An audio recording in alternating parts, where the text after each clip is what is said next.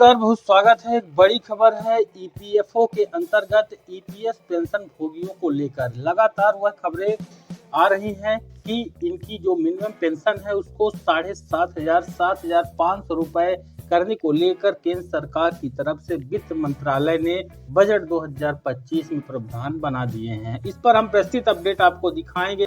EPFO के अंतर्गत EPS pension भोगी हैं या ईपीएफओ के अंतर्गत ईपीएस पेंशन का लाभ लेना चाहते हैं तो आपके लिए बड़ी खुशखबरी है। बजट 2025 में ईपीएस 95 मिनिमम पेंशन 1,000 रुपए से बढ़कर 5,000 रुपए संभव है। हालांकि डिमांड यहाँ पर 7,500 रुपए की थी, लेकिन जो नया अपडेट है उसके अनुसार 5,000 रुपए तक की यहाँ पर जो पेंशन है उसमें बढ़ोतरी संभव है। सरकार इस बजट में यूनिवर्सल पेंशन स्कीम को बढ़ावा देने वाले बड़े फैसले ले सकती है। इस पर हम विस्तृत अपडेट आपको यहाँ पर दिखाएंगे। बजट 2025 को लेकर यहाँ पर पेंशन स्कीम वालों को लेकर एक बड़ा ऐलान मुमकिन है। ईपीएस में बढ़ सकती है मिनिमम पेंशन। आप भी जानते हैं बजट 17 फरवरी के पहले दिन ही यहाँ पर होगा और उसमें ईपीएस पेंशन भोगियों को लाभ मिलेगा। यूनियन बजट 2025 में सरकार बजट में पेंशन स्कीम को लेकर कई बड़े ऐलान कर सकती है। एनपीएस, ईपीएस और यूपीएस ये तीनों ही पेंशन की अलग अलग योजनाएं हैं।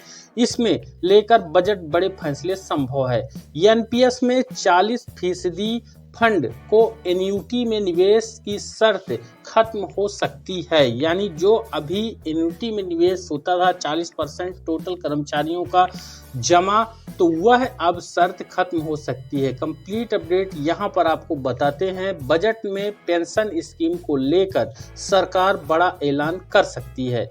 एनपीएस में रिटायरमेंट पर फंड का 40% एन्युटी में निवेश करने की शर्त हटाई जा सकती है।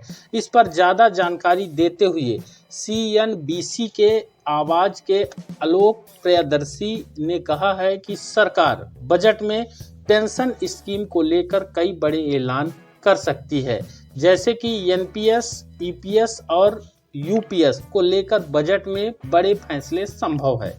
एनपीएस यानी नेशनल पेंशन स्कीम है। इसमें 40% फंड को एन्युटी में निवेश की शर्त खत्म हो सकती है।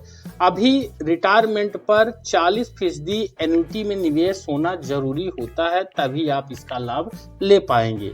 वहीं इसके अलावा ईपीएस, जिसमें प्राइवेट सेक्टर के कर्मचारियों को पेंशन प्रोवाइड कराई जाती है जो ईपीएफओ के अंतर्गत आते हैं, तो ईपीएस यानी कि एम्प्लॉय पेंशन स्कीम में मिनिमम पेंशन बढ़ सकती है।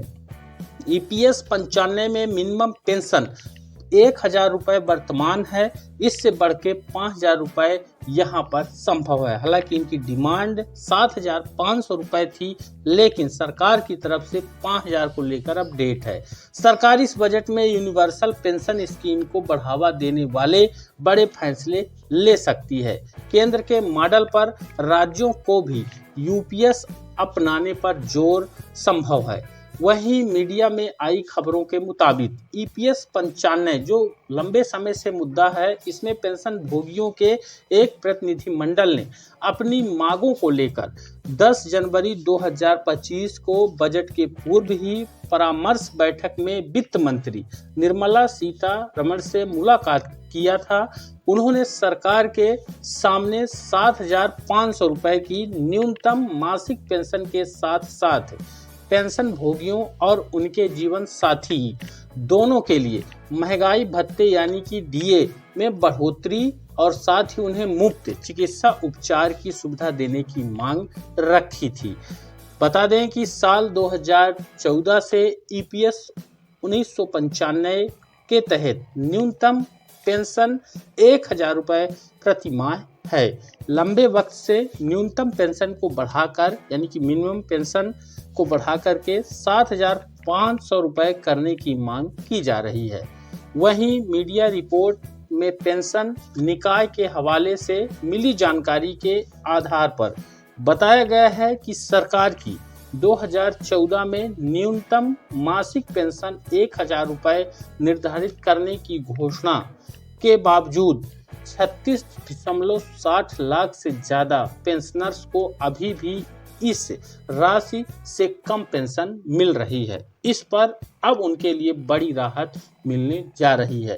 7,500 रुपए की डिमांड थी, लेकिन 5,000 रुपए पर यहाँ पर यह अपडेट है। यह अब तक का सबसे लेटेस्ट अपडेट है। मुझे उम्मीद है कि EPS 95 पेंशन भोगियों के लिए यह एक बड़ी खबर रहेगी। वीडियो को ज़्यादा से ज़्यादा लाइक कर दीजिएगा, शेयर कर दीजिएगा और सभी से निवेदन भी रहेगा कि चैनल पर नए हैं तो सब्सक्राइब जरूर कर लीजिएगा। धन्यवाद।